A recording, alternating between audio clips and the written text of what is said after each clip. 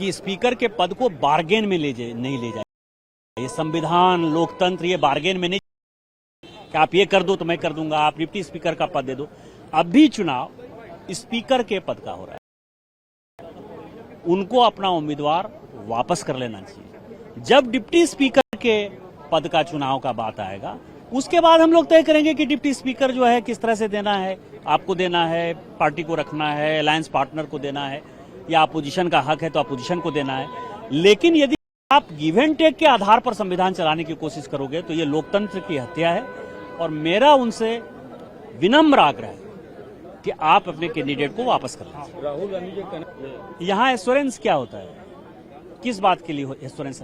कल को कोई दूसरी जाती है, चौथी घटना हो जाती है। मैं आपको बताऊं कि जो शिवसेना बाला साहब ठाकरे जिन्होंने कि ये क्लेम किया कि हमने बाबरी मस्जिद गिरा दिया, उसके साथ जो है कांग्रेस ने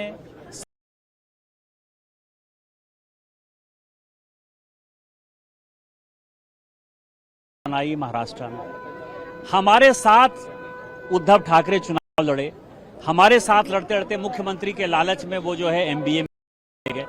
प्रजातंत्र और लोकतंत्र में, वाइब्रेंट डेमोक्रेसी में कोई चीज अस्थायी नहीं थी। सेक्युलरिज्म खत्म हो गया कांग्रेस का, और जो उद्धव ठाकरे मेरे साथ चुनाव लड़े वो कांग्रेस के मुख्यमंत्री बन गए। तो जब इस तरह की घटना दुर्घटना हो रही हो तो कल क्या होने वाला है प्रजातंत्र में, ये किसने देखा है? लेकिन ये चुनाव स्पीकर का चुनाव है। जब डिप्टी स्पीकर का चुनाव होगा तो निश्चित तौर पर मुझे लगता है कि भारतीय जनता पार्टी का शीर्ष नेतृत्व, एनडीए का शीर्ष नेतृत्व अपोजिशन के पास जाएगा। उस वक्त उनको जो निर्णय करना होगा कर लेंगे। राहुल गांधी जी मुझे लगता है कि राजनीति से कटे हुए व्यक्ति हैं, इसीलिए वो इस तरह की बातें करते हैं। आज 25 जून 1975 है, तो उनका जो तानाशाही रवैया है कांग्रेस का, चूंकि उनकी दादी ने इमरजेंसी लागू किया था, तो उसी तानाशाही रवैये के साथ चल रहा है। देखिए, अगर ये खबर सही है और उनको नामित किया गया है विपक्ष की ओर से, तो एक संदेश है। ये मैंडेट जो है इस चुनाव का उसके अनुरूप है। एक तो अव्वल प्रोटेम स्पीकर में आपको इनको मौका देना था, आपने वहाँ संकीर्ण दायरा दिखाया। क्या वजह है? क्या सुरेश जी की सामाजिक पृष्ठभूमि, जातिगत पृष्ठभूमि से आपको परेशानी है? क्योंकि ऐसी चीज़ें लोक विमर्श में चल रही हैं, और मैं समझता हूँ कि मैंडेट के संदेश के अनुसार अभी इंटरेस्टिंग चीज़ें होंगी। कई लोगों को अपने, कई जो दल हैं उनके साथ भी हैं, उनको भी सोचना होगा कि फैसला कैसा लें जिससे कि फासला ना बढ़े। लेकिन अगर के सुरेश इंडिया अलायंस के उम्मीदवार होते हैं तो आजाद भारत में पहली बार होगा जब स्पीकर पद को लेकर मुकाबला आमने सामने दिखेगा। देखिए, आज़ाद भारत में बहुत सारी चीज़ें अभी होंगी। मैं कह रहा हूँ कि आज़ाद भारत में इस मैंडेट ने एक सांस लेने की जगह दी है सबको। सांस घुटन सी लोगों को हो रही थी, सांस विपक्ष को भी मिला, सांस लेने की आज़ादी भाजपा के लोगों को भी मिली, सांस मीडिया के साथी भी ले रहे हैं, सांस हमारी सड़कें ले रही हैं, हमारे युवा ले रहे हैं। तो अभी बहुत कुछ देखने को मिलेगा। क्या सरकार के स्टैंड की वजह से विपक्ष को अपने तरफ से स्पीकर पद के लिए कैंडिडेट? देखिए, सरकार का पूरा स्टैंड इस सरकार को बनने के बाद का देख लीजिए। कई लोग उम्मीद लगा के रखे बैठे थे कि अब मोदी जी थोड़ी सामूहिकता को प्रश्रय देंगे। नीट का एग्जाम का देख लिए नतीजा, पूरी सरकार की हठधर्मिता है। संसदीय परंपराओं के निर्वहन में हठधर्मिता है। तो हठधर्मिता और अहंकार के खिलाफ ये मैंडेट था। प्रधानमंत्री जी का भी रिड्यूस्ड मार्जिन, बाल बाल बचे हैं। तो ये सब संदेश अगर नहीं समझ पा रहे हैं प्रधानमंत्री जी, तो क्या है? इसका मतलब है कि आप वही तौर तरीका, मैं, मेरा, मुझको, मेरे आगे कोई नहीं, मेरे पीछे कोई नहीं, मेरे बाएं कोई नहीं, मेरे दाएं कोई नहीं, जो मैं सोचता हूँ वही सबसे अच्छा है। तो एक दलित चेहरा सामने आप लोग रख रहे हैं, क्या सरकार के अंदर के हिस्से में भी डेंट मारने? नहीं, सीधी सी कोशिश ये होगी कि आप ये देखिए कि इनको प्रोटेम स्पीकर होना था, नहीं है। लेकिन अगर विपक्ष के ये साझा उम्मीदवार है तो ये संदेश कई लोगों तक जाएगा, बहुत दूर तक जाएगा। देखिए, सर्व सहमति से ये किसी पक्ष का ये चुनाव नहीं होता। स्पीकर का जो पद है वो पूरे सदन के लिए होता है। ऐसे में आज़ादी के बाद मुझे तो नहीं याद कि इस तरीके के पद को लेकर चुनाव हो, पर जिस तरीके से विपक्ष की इस बार भूमिका रही है और शर्तों के साथ जिस तरीके से विपक्ष सामने आया है कि आप डिप्टी स्पीकर के पद पर सहमति कीजिए, जबकि हम सब लोग उसके लिए चर्चा के लिए तैयार थे, पर उसके बावजूद शर्त रखना, उस पर अड़ना और इस तरीके से अपनी भूमिका को निभाना मुझे नहीं लगता कि उचित है। बहरहाल जीत सुनिश्चित है अगर चुनाव ऐसा होता भी है उसमें कहीं कोई शंका की बात नहीं है। क्योंकि आप भी उसमें शामिल थे, जो जब ओम बिरला जी का नॉमिनेशन हुआ है उसके पहले आप मीटिंग में शामिल थे, तो किस मुद्दे को लेकर चर्चा हुई, जिस तरह से विपक्ष की मांग थी उसको लेकर क्या चर्चा? देखिए, जैसा मैंने कहा कि इस तरीके से शर्त लोकतंत्र में नहीं रखी जाती, और खास तौर पे जब सदन के अध्यक्ष की आप कर रहे हैं, आप उसके सामने शर्त रखेंगे कि एक डिप्टी स्पीकर का पद जब तक डिसाइड नहीं कर लिया जाता तब तक आप सहमति नहीं देंगे। इस तरीके से लोकतंत्र नहीं चलता। देखिए, अगर प्रधानमंत्री मोदी जी का बुलडोजर वाला एटीट्यूड नहीं बदलता तो हमें भी अपनी तरीके से संघर्ष करना पड़ेगा। प्रधानमंत्री कहते एक चीज है, करते कुछ और। कल कहा था सहमति का, और आज जो उप अध्यक्ष का पद है वो देने के लिए तैयार नहीं। तो अगर पहले जैसा ही अहंकार बरकरार रहेगा तो हमारा भी लोकतंत्र को बचाने का और सदन की गरिमा को बचाने का संघर्ष बरकरार रहेगा। और इसीलिए हमने अपनी तरफ से के सुरेश जी उनको आगे हमने किया है। सर, लेकिन आपको पता लगता नंबर्स तो है नहीं सर, किस तरीके से आप लोग फिर आगे करेंगे? क्या ये लड़ाई सिर्फ ये सिंबल के तौर पे है, दिखाने के लिए? लड़ाई देश को बताने की है। जागरूक है, विपक्ष सतर्क है, और जिस आशा के साथ देशवासियों ने विपक्ष को जिताया, आशीर्वाद दिया, उसी आशीर्वाद के साथ हम अपना कर्तव्य निभाएंगे। आखिरी सवाल सर, क्योंकि इसके बाद में सरकार की तरफ से पीयूष गोयल सामने आए, जेडीयू के नेता ललन सिंह जी सामने आए, उन्होंने कहा कि हम तैयार थे, ये आश्वासन दिया गया था कि जब उपाध्यक्ष का चुनाव होगा तब कंसेंसस से बात कर ली जाएगी, लेकिन कांग्रेस और इंडिया ब्लॉक की जो पार्टियां हैं वो अड़ी रही इसी बात पर, और ये शर्तों पर लोकतंत्र नहीं चलता है। देखिए, इस प्रकार की बातें हम पिछले 10 साल से सुनते आ रहे हैं। सत्ता पक्ष कभी भी जिम्मेवारी नहीं लेना चाहता। सत्ता पक्ष हमेशा विपक्ष पर उंगलियां उठाता है। ये जब उनके 300 सांसद थे तब भी ये था, आज उनके 300 से कई सांसद कम हो गए हैं, तभी भी वही रवैया है। तो प्रधानमंत्री मोदी जी के नेतृत्व में भाजपा का रवैया पहले जैसा ही है। कल के भाषण में भी आपने सुना होगा, प्रधानमंत्री मोदी जी ने दुनिया भर की बातें की, लेकिन मणिपुर का जिक्र नहीं किया। गर्मी से कितने लोगों की मृत्यु हुई उसका जिक्र नहीं किया। नीट, नेट, COET से कितने बच्चे परेशान हैं उसका जिक्र नहीं किया। जम्मू में जो हिंसा हुआ, उत्तर पूर्वांचल में जो बाढ़ हुई, विभिन्न जगहों पर जो पुल टूट रहे हैं, सभी का जिक्र नकारते हुए उन्होंने देश के वर्तमान सबसे बड़ी मुद्दे हैं, समस्या हैं, उनको नकारा है। तो ये जो अहंकार का जो उनका स्वभाव है वो उसको हमें तोड़ना है। देशवासियों ने हमें बल दिया है और इस अहंकार को हम आने वाले समय में और तोड़ेंगे। रही स्पीकर इलेक्शन की बात, उसके लिए जो भी एनडीए की तरफ से जो भी करना चाहिए था उन सब ने किया। स्पेशली राजनाथ सिंह जी ने एक वरिष्ठ नेता होने के नाते सबको रीच आउट किया, ओपोजिशन को भी रीच आउट किया। उनको भी बोला कि ओम बिरला जी को हम प्रपोज कर रहे हैं तो आपकी सहायता इसमें होनी चाहिए। तो जब उनकी बारी आई कि सहायता देने की, तो उन्होंने कंडीशन रखा कि हमें ये कंडीशन करिए तभी हम करेंगे। ऐसा तो कभी हुआ नहीं, वो कन्वेंशन तो कभी रहा नहीं कि कंडीशन बेसिस पे किसी स्पीकर को सपोर्ट करना। तो हमने तो इतना तक बोला कि अगर कोई और बात होती है तो सब डिस्कस करके, डिप्टी स्पीकर की बात अगर रहती है तो सब डिस्कस करेंगे, आपस में चर्चा करेंगे, ऑपोजिशन को भी उधर रखेंगे, उनके साथ निर्णय लेंगे। तो वो बात भी नहीं मानकर इसमें भी राजनीति करना चाहते हैं, चुनाव का माहौल लेके आना चाहते हैं। तो अब लोग तय करेंगे इसके बारे में क्या हो।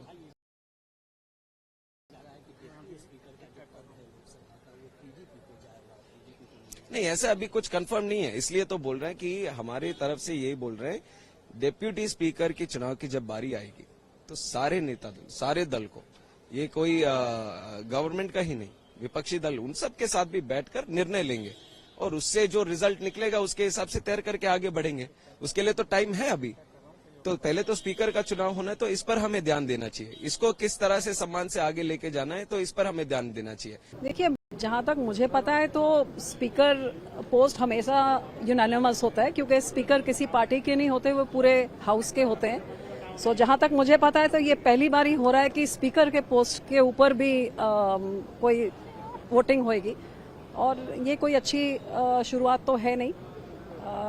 स्पेशली जब रूलिंग पार्टी के पास नंबर्स हैं तो क्यों एक प्रक्रिया को तोड़ा जा रहा है, मुझे इंडिया ब्लॉक ही बता सकता है। डिप्टी स्पीकर के लिए जो पोस्ट है क्या उसके लिए भी अपोजिशन पार्टी अपना नॉमिनेट करेगी या कुछ नहीं आ रहा है? देखिए, डिप्टी स्पीकर एक अलग चीज, उनका एक अलग प्रक्रिया होता है, स्पीकर का एक अलग होता है। सो इन दोनों को मिक्स नहीं करना चाहिए।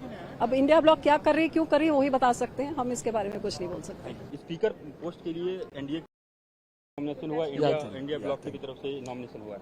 The fact is that it is the practice. कैसे हुआ, जब आप देखिए 16वीं लोकसभा में जब स्पीकर माननीय सुमित्रा महाजन थी तो तंबी दुराई डिप्यूटी स्पीकर थे, विपक्ष के थे ना। तो एक परंपरा है, एक संस्कृति है, संस्कार है। इनकी दादागिरी तो आप जानते हो कि पिछली बार अकेले ओम बिरला जी रहे, कोई उपसभापति ही दे दिया नहीं। अब की बार तो विपक्ष बहुत ताकत में खड़ा हुआ है। तो भाई जनतंत्र को अगर मानते हो तो ये बात आती है ना कि उनको भी प्रतिनिधित्व मिलना चाहिए। अब उन्होंने कहा कि आप समर्थन करो, तो हमने कहा करते हैं समर्थन। तो समर्थन के बाद हमने अपेक्षा की कि विपक्ष को आप उपसभापति का पद दीजिए या उपाध्यक्ष का पद दीजिए। तो कहते हैं उसके लिए बाद में चर्चा करेंगे।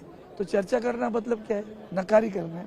समझ गए, तो चर्चा लड़ाई जीते हारे के लिए क्या करेंगे आप लोग? डिप्टी स्पीकर पद के लिए भी कुछ जीते लड़ेंगे ना, क्यों उस पर लड़ेंगे? उसके लिए जरूर कोई कैंडिडेट उसके लिए उम्मीदवार आप लोगों ने डिसाइड किया है? नहीं, हम नहीं, वो भी करेंगे। महाविकासगढ़ के नेतागण इकट्ठे बैठकर करेंगे। इंडिया ब्लॉक ने भी स्पीकर पद के लिए अपना उम्मीदवार घोषित कर दिया है। नहीं, तो ये अच्छी बात है कि इस बार विपक्ष बहुत मजबूत है, तो अगर अपना स्पीकर चुना है तो अच्छी बात है। India Alliance leaders has decided to field 8-time MP and Dalit leader K. Suresh ji as the candidate for speaker. And we are filed in 3 sets of nominations, and we are hopeful that the democratic forces and the forces who stood with the constitution will win. And we are very confident that India's democracy is alive, and we feel that the government's authoritative mindset and a dictatorship mindset is only destroying the political processes and particularly the parliamentary process. What happened with the consensus process for which Rajnath Singh ji called Kharge ji and other opposition leaders, in which it was being decided that speaker's post will be held with NDA and the deputy speaker post will be discussed. What happened on that? We are very clear that we want a parliamentary process to be followed, parliamentary traditions to be followed. But BJP is not ready for it. BJP sirf naam ke vaste they are ready to do it. We are very clear that we want a parliamentary process, and we are very clear that we will fight till last end to save constitution. And what will happen with the deputy speaker post? We don't know. Whenever the election for deputy speaker is announced, we will tell you about that time. होनी चाहिए थी consensus की बात, मेरे ख्याल से India alliance की तरफ से पहल भी की थी, लेकिन एनडीए की तरफ से कोई जवाब या उस तरह की कोई बात नहीं हुई कि जहां पे अनोपोज या एक अच्छे सलूके से कुछ बातें आगे बढ़ती। तो इंडिया अलायंस ने अब तय कर लिया है लगभग कि वहाँ पे उम्मीदवार देने के लिए उपाध्यक्ष, ये स्वाभाविक है क्योंकि अच्छे नंबर्स हैं और अपोजिशन को एक इस तरह की बात हमेशा रही है कि कस्टमरीली या ट्रेडिशनली उपाध्यक्ष का पोस्ट अपोजिशन को जाता है, तो वो होना चाहिए था, लेकिन दुर्भाग्य की बात है वो हो न सका। तो आगे की बातें देखेंगे, अब कल जो भी होगा। अब ये तो अंदर हाउस में पता चलेगा। देखिए, आज अखबार में लिखा है कि प्रधानमंत्री ने कहा है कि ऑपोजिशन को कंस्ट्रक्टिवली सरकार के साथ कोऑपरेट करना चाहिए। ऑपोजिशन ने क्लियरली कहा, राजनाथ सिंह जी का खारगे जी को फोन आया, राजनाथ सिंह जी ने खारगे जी से कहा देखिए आप हमारे स्पीकर को सपोर्ट कीजिए।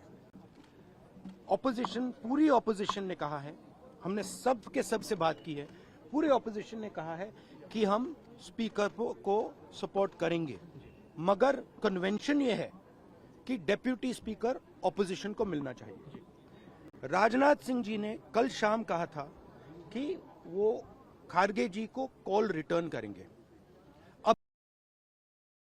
अभी तक राजनाथ सिंह जी ने खारगे जी का कॉल रिटर्न नहीं किया है। तो मोदी जी कह रहे हैं कंस्ट्रक्टिव कोऑपरेशन हो, और फिर हमारे नेता को इंसल्ट करा जा रहा है। तो नियत साफ नहीं है।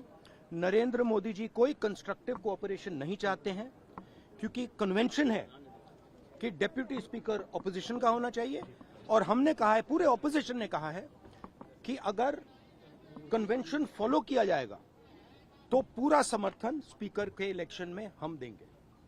तो ये मैं आपको क्लैरिफाई करना चाह रहा था। हाँ, यूपीए के समय में हमने दिया था। तो मेरा कहना है कि नरेंद्र मोदी जी कहते कुछ हैं और करते कुछ हैं। यही इनकी फॉर्मूला है, यही इनकी स्ट्रेटजी है, और इनको ये बदलना ही पड़ेगा। Thank you.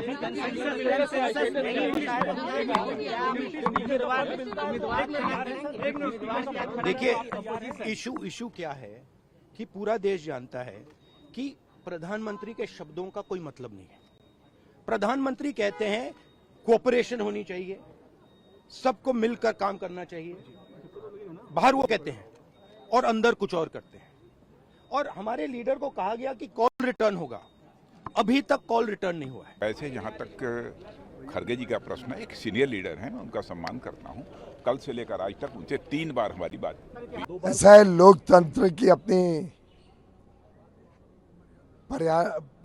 एक प्रणाली होती है। उसमें आज के दिन स्पीकर का चुनाव था।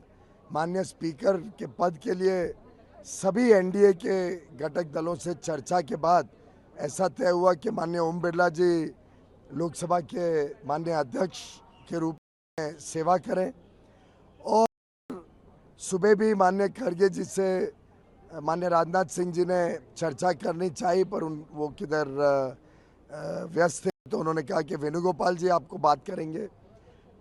लेकिन जब बालू जी और वेणुगोपाल जी से बात हुई, उसमें जिस प्रकार से एक पुरानी मानसिकता है कि हम डिक्टेट करेंगे टर्म्स को, उस मानसिकता को फिर से दिखाया गया कि नहीं, शर्त है कि पहले लोकसभा का उपाध्यक्ष कौन होगा वो पहले तय करें, फिर अध्यक्ष के लिए समर्थन मिलेगा।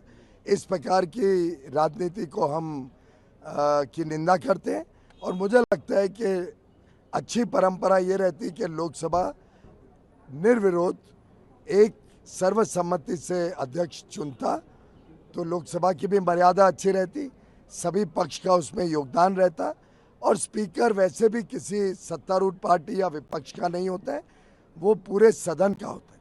वैसे ही उपाध्यक्ष भी कोई पार्टी या दल का नहीं होता है, पूरे सदन का होता है, और इसलिए उसमें सदन की सहमति हो, ऐसे शर्तों के आधार पर कि किसी एक पर्टिकुलर व्यक्ति या पर्टिकुलर पक्ष का ही उपाध्यक्ष हो, वो लोकसभा की कोई परंपरा में नहीं बैठता है। हमने सबसे बात किया है, कल से हम बात किए हैं, आज भी हमारे अपोजिशन के जितने फ्लोर लीडर्स हैं सबसे बात किए हैं। स्पीकर का पद को लेकर के आज तक चुनाव नहीं हुआ, और स्पीकर किसी एक पार्टी का नहीं होता है।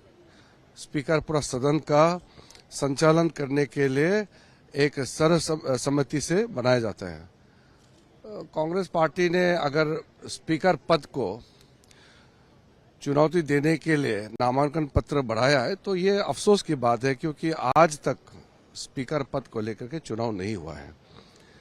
और जब बात किया, कांग्रेस के नेता आए थे, और माननीय राजनाथ सिंह जी, माननीय गृह मंत्री अमित शाह जी और एनडीए के सारे लीडर्स, हम लोग सब थे वहाँ। कांग्रेस के नेता ने आकर के कंडीशन लगाया कि अब डिप्टी स्पीकर पोस्ट देने से तब हम स्पीकर को समर्थन करेंगे। तो ये जो आदान प्रदान करके ये पद ये पार्टी ले लो, वो पद ये पार्टी, ऐसा स्पीकर और डिप्टी स्पीकर को नहीं कर सकते हैं। और स्पीकर का चुनाव अलग प्रक्रिया है, डिप्टी स्पीकर का बाद में अलग से होते हैं, तो उसको जोड़ना भी ठीक नहीं है।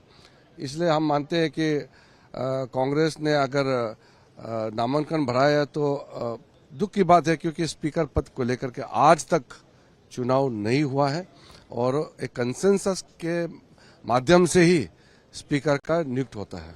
Exactly. Yesterday only Prime Minister told about the consensus in the House for a smooth functioning of the Lok Sabha and Rajya Sabha. That's why Rahul ji today morning reacted on that. If you mean the primary duty of making consensus is from the government side and the Prime Minister, of course we are ready to support Speaker. We are ready to support Speaker suggested by the BJP or the government side.